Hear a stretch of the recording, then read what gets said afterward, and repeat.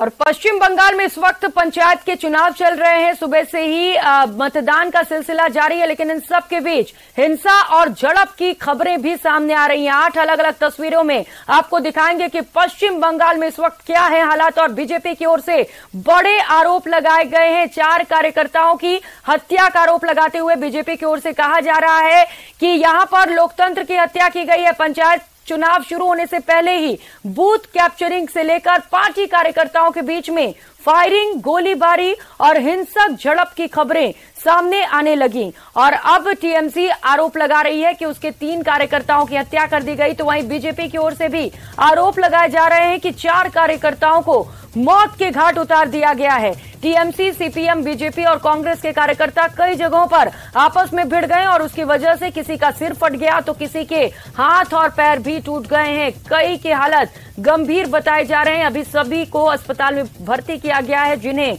चोट पहुंचा है, जिनकी स्थिति खराब बताई जा रही है।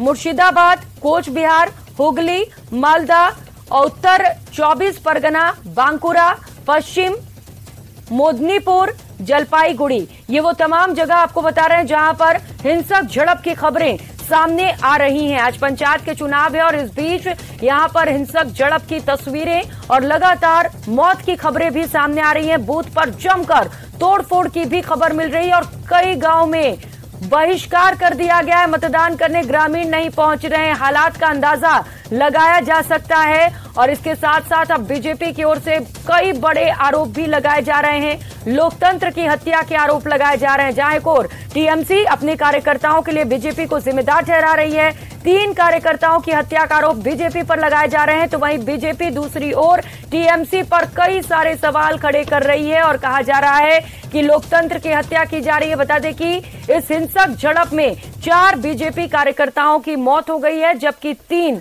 टीएमसी कार्यकर्ताओं की मौत की सूचना मिल रही है। हिंसा में अब तक कुल 7 लोगों की मौत का दावा किया जा रहा है। मतदान अभी भी लगातार जारी है। सुबह से ही लोग पोलिंग बूथ पर पहुंच रहे हैं, लेकिन स्थिति वहां पर लगातार खराब होती चली जा रही है। तस्वीरें देखकर आप अंदाजा लगा सकते हैं कि क्या स्थिति इस वक्त पश्चिम बंगाल में, जहां पर पंचायत चुनाव को लेकर लगातार वोटिंग जारी है।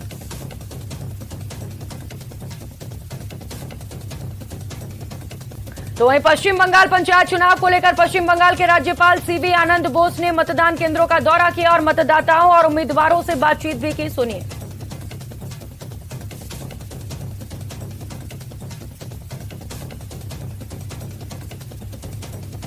तो तस्वीरें आप देख पा रहे हैं पश्चिम बंगाल, जहां पर पंचायत के चुनाव हो रहे हैं। बंगाल चुनाव पर अमित मालवीय का ट्वीट भी सामने आया है। पंचायत चुनाव तमाशा बन गया है। एसईसी और पुलिस की ये मिली भगत है। सीएपीएफ की तैनाती का विरोध किया गया। कोर्ट के आदेश को दरकिनार किया गया।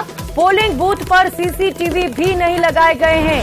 हजारों पोलिंग बूथ पर सुरक्षा के इंतजाम नहीं किए गए। तो ये बड़े आरोप अमित मालवीय की ओर से पश्चिम बंगाल सरकार पर कई सारे सवाल खड़े किए गए हैं।